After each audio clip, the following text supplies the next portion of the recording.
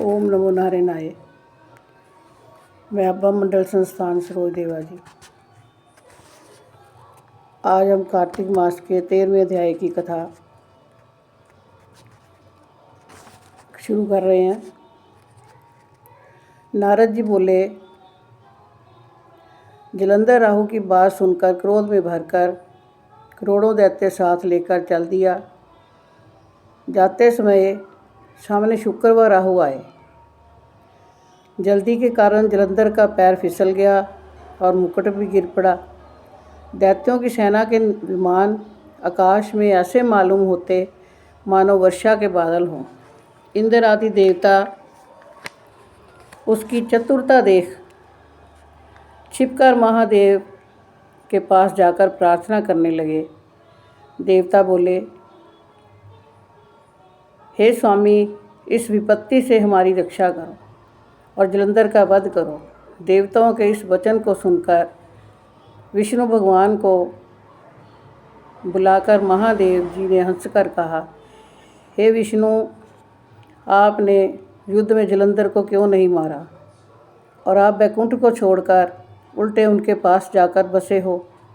तो विष्णु भगवान बोले, आपके अंश से जन्म होने से और लक्ष्मी के भाई होने से युद्ध में मैंने उस दैत्य को नहीं मारा, आप ही उसका वध कीजिए। शिवजी बोले, वह बड़ा तेजस्वी है, इन शस्त्रों से नहीं मरेगा। इससे आप व सब देवता अपने तेज का अंश हमारे लिए शस्त्र बनाने के लिए दीजिए। तो नारद जी बोले, तब सब ने विष्णु सहित देवताओं ने अपने अपने तेज दिए। उनके तेज मिलकर महादेव जी ने भी उसमें अपना तेज छोड़ा। तो उस बड़े तेज से शिवजी ने एक अति भयंकर सुदर्शन नामक चक्कर बनाया। शेष तेज से इंद्र का वज्र बनाया। इसके बाद करोड़ों हाथी, घोड़ा, रथ और मनुष्य सहित जलंधर कैलाश पर्वत के पास आए। उसे देख सभी देवता जैसे छिपकर आए वैसे ही चले गए। शिवजी ने अपने गणों सहित अस्त्र शस्त्रों सहित संग्राम में उन पर वार किया।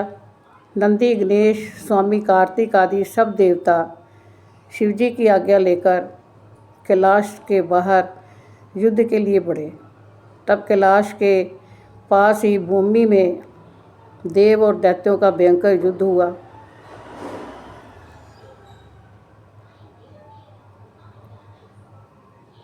वीरों को प्रसन्न करने वाली भेरी, मृदंग और शंख, हाथी, घोड़ा, रथ आदि की ध्वनि से भूमि कांपने लगी।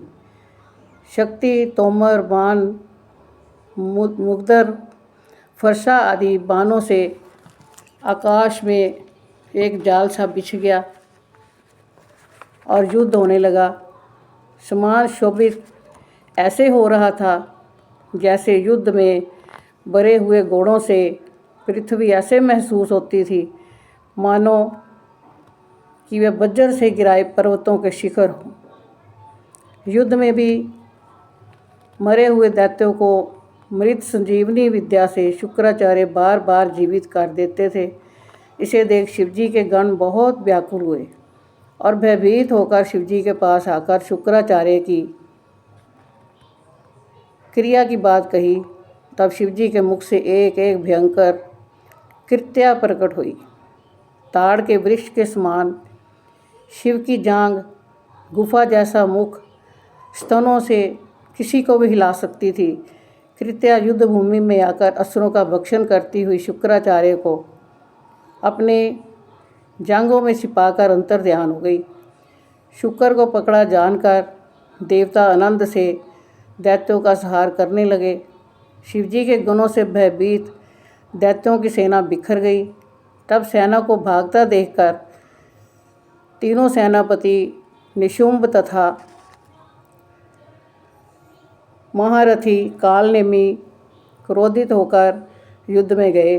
तीनों सेनापतियों ने वहाँ बाणों की वर्षा की और अग्नि आकाश में जब बाणों की वर्षा से शिवजी के गणों को घेर लिया, फिर दैत्यों के बाणों से आकाश व सब दिशाओं के गिरने से शिवगण कांपने लगे। बाणों से घायल गणों के शरीर से रक्त बहने लगा, कुछ भी दिखाई ना देता था और कुछ गण तो भय से गिर पड़े और कुछ दैत्यों द्वारा मार दिए गए। इस प्रकार वे छिन्न भिन्न होकर युद्ध भूमि छोड़कर कुछ तो भाग गए। नंदी, गणेश और स्वामी कार्तिक अपनी सेना की इस प्रकार दुर्गति होते हुए क्रोधित होकर दैत्यों को रौंदने लगे। इति कार्तिक महात्म अध्याय 13 समाप्त।